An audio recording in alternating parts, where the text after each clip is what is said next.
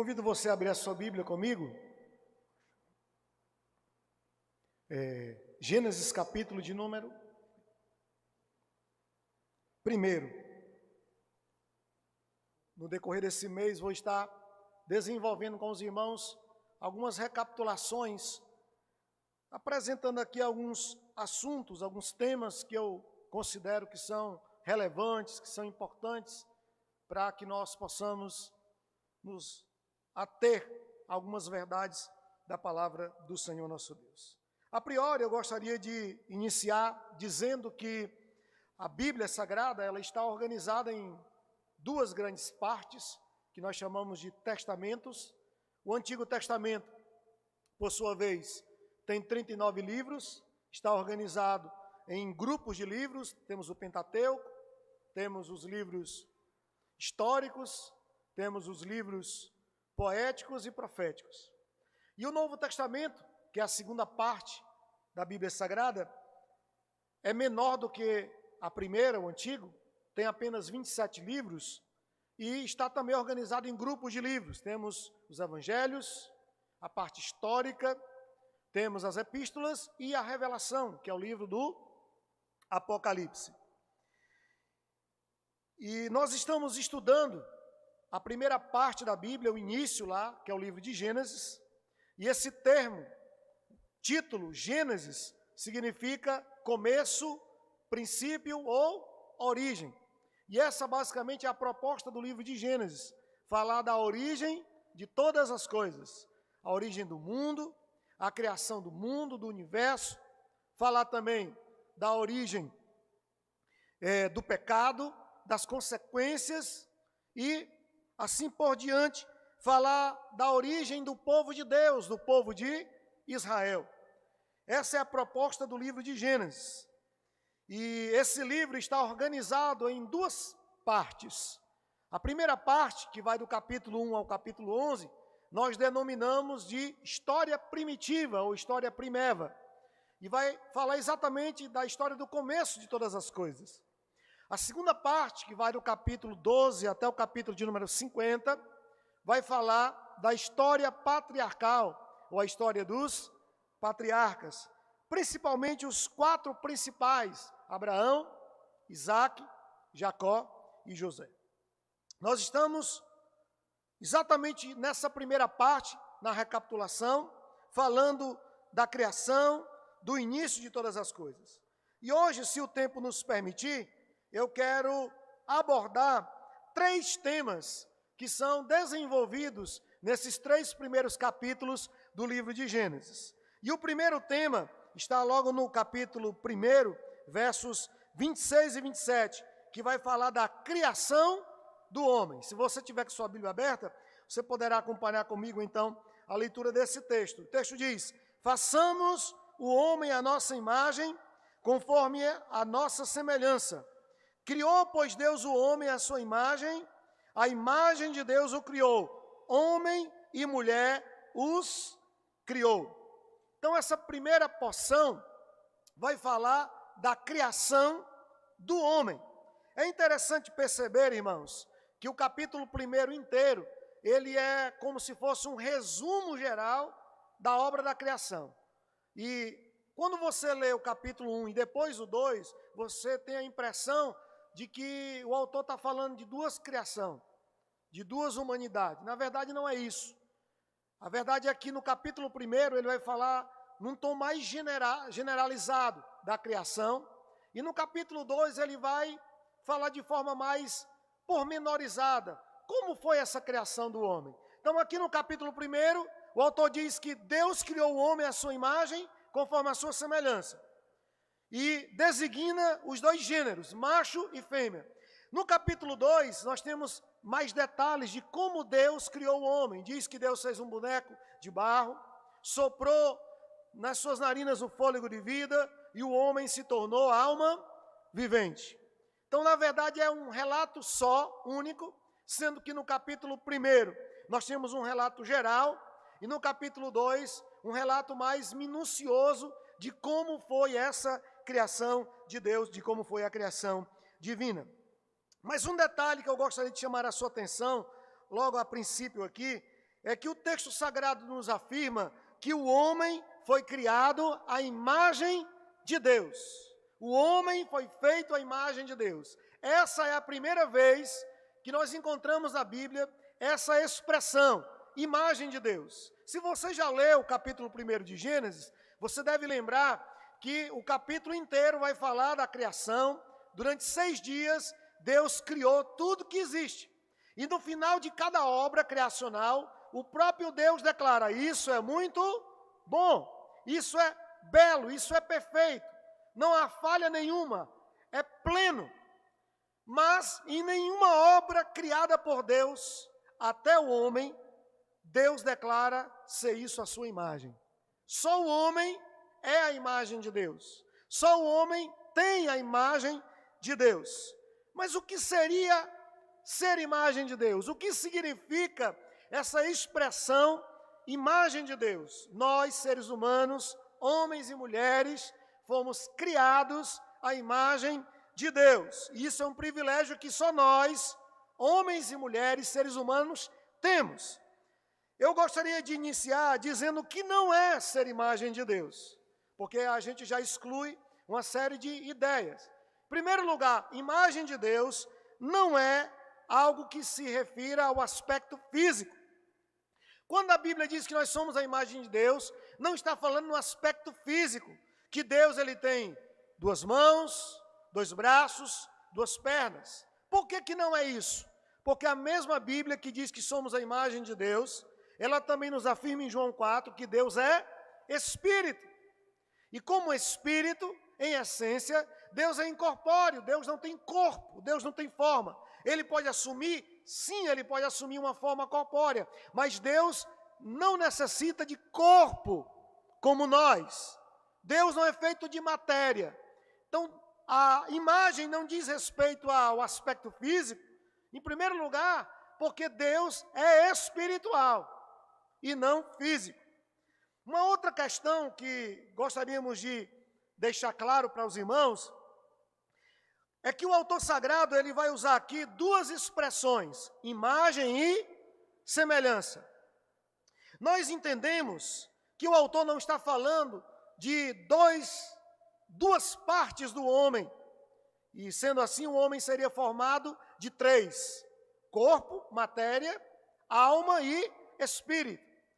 Quando o autor sagrado ele usa as 2 palavras, imagem e semelhança, ele não está dizendo que são 2 coisas diferentes. Na verdade, o que temos aqui é o que chamamos de hebraísmo. Na literatura hebraica, quando o autor estava querendo chamar a atenção para o que ele estava falando, quando ele chegava no ápice do seu argumento, do seu discurso, ele costumava repetir aquela expressão, aquela palavra, ou usar sinônimos que têm o mesmo significado para aquela palavra, para dar ênfase ao que ele está falando. Eu vou dar um exemplo para você entender melhor. Muitas vezes, Jesus, quando estava pregando, ele dizia assim, em verdade vos digo. Lógico que Jesus não mentia. Ele é o Senhor da verdade. Ele é justo. Ele não precisava nem dizer a primeira palavra verdade, mas ele repete, em verdade, porque era uma forma de chamar a atenção dos ouvintes para aquilo que ele iria declarar, porque aquilo seria uma máxima, uma suma, de repente, de tudo que ele falou anteriormente. Nós temos um outro exemplo desse hebraísmo no capítulo 6 de Isaías, quando o autor sagrado diz que o nosso Deus ele é santo, santo, santo. Isso é o que nós chamamos na teologia de plural majestático de Deus. Em vez dele dizer deuses, ele diz Deus, mas usando o plural majestático. Deus ele é um ser tão santo que ninguém alcança o grau e o nível da santidade de Deus. Então ele repete a mesma palavra para dar um tom de superlativo naquela declaração que ele está fazendo a respeito de Deus no capítulo 6. Aqui, quando o autor sagrado usa essas 2 palavras, imagem e semelhança, ele não está querendo nos dizer que são 2 coisas diferentes. Ele está querendo nos dizer que é a mesma coisa. Então, ele está dando uma ênfase, ele está dizendo que nós somos a imagem e a semelhança de Deus. O que seria, então, ser imagem de Deus? Em primeiro lugar, ser imagem de Deus diz respeito a ser um espírito imortal. Ou seja, quando você morre, quando o seu corpo for separado do seu espírito, a sua alma continuará existindo. A alma, ela não deixa de existir depois da morte física. A morte física é a separação da matéria do imaterial, do material para o imaterial. Ou seja, o corpo vai para a terra e é consumido e vira pó, mas a alma continua vivendo. Isso está muito claro na parábola do rico e de Lázaro. Aqueles dois homens morreram, mas continuaram vivendo num plano espiritual, porque a alma nunca morre. Ou ela viverá eternamente com Deus em gozo, ou ela viverá eternamente em condenação, longe de Deus. Isso é o que nós chamamos de inferno. Então, ser imagem de Deus diz respeito a nós sermos seres que não deixamos de existir. Somos imortais no sentido espiritual. Segundo, ser imagem de Deus significa que nós somos um ser moral. E como um ser moral, não somos obrigados a obedecer aos nossos instintos animais, mas temos a consciência para discernir entre uma coisa e outra. Esse é um princípio de moralidade, que Deus dotou o homem desse aspecto de moralidade. Em terceiro lugar, ser imagem de Deus significa que nós somos seres racionais. Nós temos o intelecto, nós temos a capacidade de pensar, de refletir, de formular ideias, de elaborar planos, de fazer um juízo de valor entre o que é certo e o que é errado. Isso é ser um ser consciente, um ser racional. E só nós, homens e mulheres, temos esses atributos, porque isso compõe o que chamamos de imagem de Deus. Em quarto lugar, ser imagem de Deus tem a ver com essa capacidade que Deus deu ao homem para dominar sobre a natureza e sobre os seres vivos. Aí você pode estar se perguntando, eu não leio mente não, mas de tanto conviver com crente, eu já sei como é que crente pensa, né? Como é que o homem tem domínio sobre a natureza e os seres vivos, se ele não controla uma tempestade como veio ao sul do nosso país ontem, né? Ele não manda num leão, por exemplo, não controla o leão.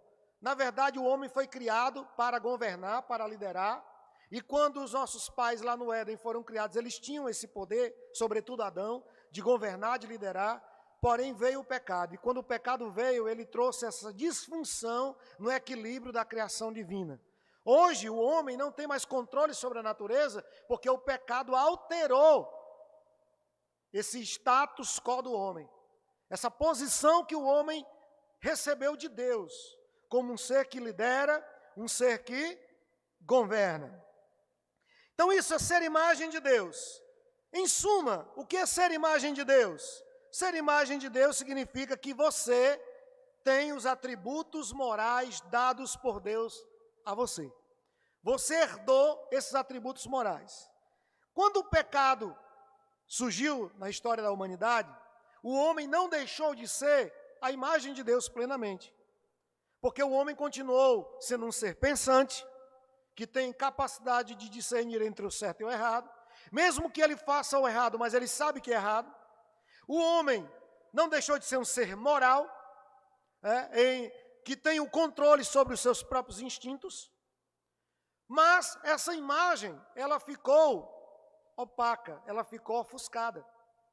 Ela não era mais a imagem como no início, uma imagem que refletia o caráter de Deus, como Deus é. Porque o pecado, ele veio e manchou, e tirou parte do reflexo dessa imagem de Deus no homem. Aí nós temos os 4 estados ou estágios da imagem de Deus para com o homem na história da humanidade. Primeiro, Deus nos criou a sua imagem. Você é a imagem de Deus por criação. Foi criado e já nasceu sendo imagem de Deus. Mas aí veio o pecado, e o pecado deformou a imagem de Deus em você. E você já não pode mais refletir a imagem de Deus vivendo no pecado. Mas Deus nos amou de tal maneira que enviou o seu Filho para morrer em nosso lugar na cruz. E quando Jesus morreu e pagou o preço, Ele restaurou essa imagem de Deus em nós. E agora nós temos a imagem de Deus restaurada. Esse é o terceiro estágio que nós vivemos hoje. Por isso que a Bíblia diz, lá em 2 Coríntios capítulo 5, verso 17, que em Cristo nós somos uma nova criatura. E eu gosto mais da tradução original que diz, em Cristo somos nova criação. Se o primeiro Adão pecou e desfigurou a imagem de Deus nele e precipitou a raça humana a viver uma imagem desfigurada de Deus, Cristo, segundo Adão, segundo Paulo em Romanos 5, ele veio e ele restaurou por meio do mérito da sua obra e sacrifício a imagem de Deus em mim e em você. Hoje nós somos nova criação de Deus. Mas não termina aí, porque no futuro, quando o nosso Salvador voltar para nos buscar, Ele irá remover todo o resquício de pecado que ainda existe em nossa natureza. E nós seremos transformados, diz Paulo em 1 Coríntios 15, no abrir e fechar de olhos. E o corruptível se revestirá da incorruptibilidade, e nós seremos como Ele é. No futuro, teremos a imagem de Deus glorificada plenamente como Deus é. Posso ouvir um amém? Esse é o destino para todos nós. E isso é o que nos aguarda, ser imagem de Deus restaurada. Essa primeira temática que nós encontramos aqui no capítulo 1, nós, seres humanos, fomos criados à imagem de Deus. E por imagem de Deus entendemos que herdamos os atributos morais de Deus. Quando estudamos a teontologia, o estudo acerca de Deus, aprendemos que os atributos de Deus estão classificados em duas categorias. Atributos comunicáveis, são aqueles que Deus, quando criou o homem, Ele concebeu o homem a esses atributos. E existem os atributos de Deus incomunicáveis, são aqueles atributos exclusivos que só Deus tem. Que atributos são esses exclusivos? Onipotência, onipresença, onisciência, imutabilidade, eternidade. Só Deus tem essas qualidades. Mas Deus também tem os atributos comunicáveis, que são amor, justiça, compaixão, bondade, fidelidade, temperança. São atributos, ou seja, qualidades do caráter de Deus, que quando Ele nos criou, Ele nos dotou dessas qualidades. E isso é o que podemos chamar de imagem de Deus. O capítulo 2, ele vai trazer um outro tema relevante, a partir do versículo 18, principalmente. Vai falar da instituição do matrimônio. E o texto diz, disse mais o Senhor Deus, não é bom que o homem esteja só. Far-lhe-ei uma auxiliadora que lhe seja idônea. Nesse texto, no capítulo 2, nós temos a instituição desse estado que aos olhos de Deus é tão honroso, chamado matrimônio. E temos aqui o padrão de Deus para o casamento. Qual é o modelo divino para se viver e praticar o casamento? Temos então aqui, queridos, 5 padrões, 5 princípios de Deus para o casamento. E o primeiro está no versículo 18 do capítulo 2, se você está comigo. Não é bom que o homem esteja só. Far-lhe-ei uma auxiliadora que lhe seja idônea. O primeiro princípio de Deus para o casamento é a cumplicidade. Deus viu que Adão sozinho estava solitário, estava infeliz, e pensando no bem-estar do homem, Deus criou a mulher e deu ao homem para que ele nunca mais pudesse estar só. A ideia de Deus de criar o casamento foi para acabar com a solidão. O homem, nós seres humanos, não fomos criados para vivermos isolados, mas fomos criados para viver em sociedade, somos seres tribais.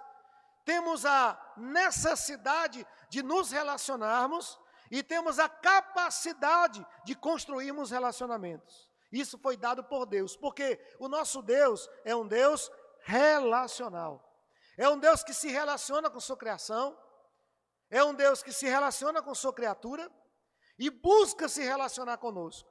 Sendo um Deus relacional, Ele colocou em nosso DNA traços relacionais. Então, nós fomos criados com a necessidade e a capacidade de nos relacionarmos. Então, esse é o primeiro princípio aqui. O matrimônio deve ser um ambiente de companheirismo. Infelizmente, nem sempre é assim. Muitas pessoas reclamam, me procuram reclamando de que muitas vezes o cônjuge, o marido, não é um companheiro, que quando namorava, gastava horas e horas conversando pelas redes sociais, mas hoje não tem tempo para ouvir o outro. Da mesma forma, homens muitas vezes reclamam de que não tem na esposa uma companheira, uma parceira, uma cúmplice. Casamento deve ser uma relação de apoio mútuo, de apoio recíproco, de mutualidade. O segundo princípio está no versículo de número 22. E a costela que o Senhor Deus tomara ao homem, transformou-a numa mulher e lhe a trouxe. Qual é o segundo princípio? O casamento deve ser construído em uma relação heterossexual. A heterossexualidade é um princípio de Deus para o casamento. Se você tem dúvida, porque hoje o relativismo está tão grande, que existem várias definições do termo mulher. Antigamente, ser mulher era ser fêmea, feminina. Mas hoje, diante do relativismo que vivemos,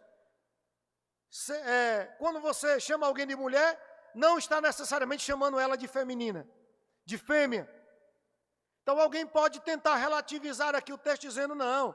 A Bíblia não diz que tem que ser pessoas de gêneros diferentes, homem e mulher. Porque mulher pode ser num corpo de mulher, mas num gênero de homem. Mas o capítulo 1, verso 27, não deixa dúvida. Porque o capítulo 1, verso 27, chama o homem de macho, Deus é cearense, e chama a mulher de fêmea. Então nós temos aqui a designação de gênero, macho e fêmea. Então um casamento homossexual, onde os cônjuges são dois homens ou duas mulheres, fere os princípios de Deus para o casamento, para o matrimônio e para a família. É o que a Bíblia diz e não dá para discutir sobre isso aí. Se nós nos declaramos cristãos e seguidores de Jesus, devemos concordar com tudo que está nessa palavra e viver de conformidade com ela. Caso contrário, você pode se chamar de qualquer coisa, menos de cristão. Porque o que nos torna cristãos é andarmos como Jesus andou e obedecermos os seus mandamentos. Foi ele que disse isso. Vocês serão meus discípulos quando fizerem tudo o que eu vos ordeno, tudo o que eu vos mando. Terceiro princípio do casamento é a monogamia. Isso está também no texto aqui do capítulo 2. E a costela que o Senhor Deus tomara ao homem, transformou-a numa mulher e lhe a trouxe. Deus criou uma mulher para um homem e um homem para uma mulher. Você pode então questionar, mas na Bíblia mesmo existem relatos de relacionamentos de poligamia, de bigamia. Nós temos o exemplo no próprio livro de Gênesis, de alguns homens de Deus que praticaram a bigamia e a poligamia. Nós temos Abraão, que teve duas mulheres, se bem que ele não continuou com a segunda, que era a escrava Agar, mas ele teve relacionamento ao mesmo tempo com duas mulheres, Sara e Agar. Nós temos Jacó, neto de Abraão, que aumentou esse número. Ele já teve 4 mulheres, Lia, Raquel, Bila e Zilpa. Nós temos Davi, que já teve 700 mulheres ao todo. Eram 300 rainhas e 400 concubinas. E nós temos o rei da poligamia, Salomão, que teve 1000 mulheres. 300 rainhas e 700 concubinas. Mas isso não é o padrão de Deus para o casamento. E você pode perceber que toda a história de bigamia e poligamia na Bíblia deu errado. Terminou mal. Terminou em problema, em disputa, em conflito, porque não é plano de Deus. Não faz parte do padrão de Deus para a família e para o casamento. Em quarto lugar, o casamento, o matrimônio, deve ser uma relação exclusiva. Verso 24, a parte A diz: por isso deixa o homem pai e mãe e se une à sua mulher. É uma relação entre um homem e uma mulher. Então, a partir do casamento, os cônjuges, eles se tornam uma família. Os pais agora são parentes. Mas a verdadeira família é constituída entre o marido e a mulher. Os filhos vêm em sequência, formando ali aquele núcleo familiar. O pastor Jaime Kemp é um catedrático nesse assunto de família, de casamento. Ele, ao falar desse texto, ele costuma dizer que essa ordem de Deus, porque não é um conselho, é um princípio, deixará o homem pai e mãe e se unirá à sua mulher. Ele diz que esse deixar, ele tem alguns aspectos. O primeiro deles é um aspecto geográfico. Ou seja, quem casa, deve ter casa. Cada um no seu quadrado. Qual é a distância, pastor, adequada para se morar da casa dos meus pais e dos meus sogros? Você tem que morar longe, que não dê para ir a pé, porque diante de uma briga, de um problema, como é longe para ir a pé, você desiste e decide resolver o problema ali. Mas você tem que morar perto para ir de carro, porque não há necessidade, alguém vai lhe socorrer. O que eu estou querendo dizer com isso é que você deve, quando pensa e planeja casar, ter o seu local, ter a sua casa, constituir a sua família, porque morando com os pais ou com os sogros, você nunca terá uma identidade familiar. Você irá continuar mantendo aquele estilo de vida daquela família ali, que é uma família originária ou da sua esposa ou sua mesma. Então esse deixar é geográfico. Esse deixar também é emocional. Tem muita gente que casa, mas continua sendo o filhinho da mamãe, ou a princesinha do papai. Qualquer briga, qualquer discussão, qualquer problema, pega logo o telefone, ou então vai para a casa do pai e da mãe, porque brigou, porque não deu certo. Não. Você precisa se emancipar emocionalmente também. Aprender a lidar com suas situações, com seus conflitos. E se você precisar de uma ajuda externa, não peça aos seus pais ou aos seus sogros. Peça a alguém idôneo que possa lhe dar uma direção cristã e bíblica de como praticar e viver o casamento. Esse deixar, em terceiro lugar, também é financeiro. Porque tem muita gente que casa e fica morando às vezes com os pais, ou mesmo que não, mas os pais bancam, ou os sogros bancam. E quem banca, quem paga a conta, se sente no direito de opinar, de escolher, de interferir. E quem tem um pouco de consciência, não vai ter coragem de dizer, não, eu escolhi essa cor e fazer desse jeito, ou comprar dessa forma. Porque quem está bancando tem o direito e o poder para escolher. Por isso que o casamento deve ser desenvolvido nesse ambiente de exclusividade, homem e mulher. O quinto fundamento do matrimônio é a indissolubilidade. O verso 24, a parte B diz, tornando-se os dois uma só carne. Sabe o que é que pode separar um casal?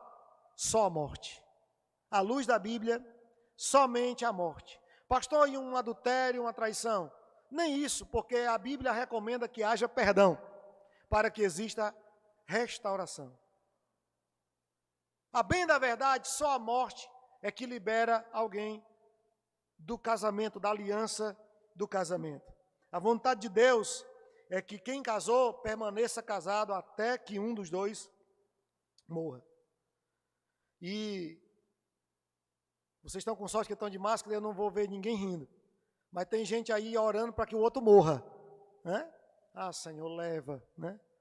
Leva o pacote, embala e leva, Senhor, para ficar contigo lá, para se ver livre, né? Para poder refazer sua vida.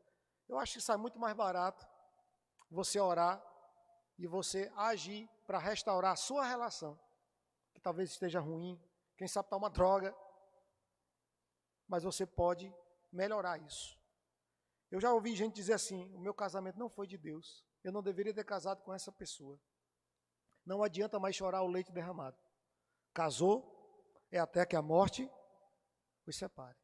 E eu não acredito muito nessas coisas, irmãos, tipo assim, de uma visão, de uma revelação, né? De alguém que profetiza, olha, é de Deus, não é de Deus. Porque na Bíblia não temos profecia para casamento. Não há na Bíblia fundamento para profetizar casamento de alguém. Mas eu acredito que se você orar, e agora essa palavra é para os solteiros, porque os casados não tem mais jeito. Essa palavra é para os solteiros. Antes de casar, antes de assumir um compromisso com alguém para a vida toda, para toda a vida, peça que Deus lhe mostre. Peça que Deus abra os seus olhos. Porque, irmãos, dificilmente alguém casa se não estiver apaixonado. Sabe quando é que uma pessoa casa se não estiver apaixonado? Quando ela casa por interesse, pelo que o outro tem ou que pode oferecê-la. Mas fora isso, todo mundo quando casa, casa apaixonado. Só que a paixão, ela tem prazo de validade. A paixão, ela passa. E aí, se o casamento não é fundamentado em amor, esse casamento vai se acabar. E o amor não é uma gripe que você pega ou um Covid-19. Não. O amor é algo que você decide, que você constrói. Que você decide amar. Por isso que eu digo que você pode fazer o seu casamento ser de Deus ou não. Com as suas escolhas, com as suas atitudes, com as suas motivações. Então escolha nessa noite ter um casamento de Deus. Amém? Escolha ter um casamento de Deus. Construa uma relação para a glória de Deus. Repare, reveja, conserte, arrume, porque não há nada que não possa ser revisto. Só não há jeito para a morte. Mas até lá, você pode melhorar a sua relação conjugal. Amém, queridos?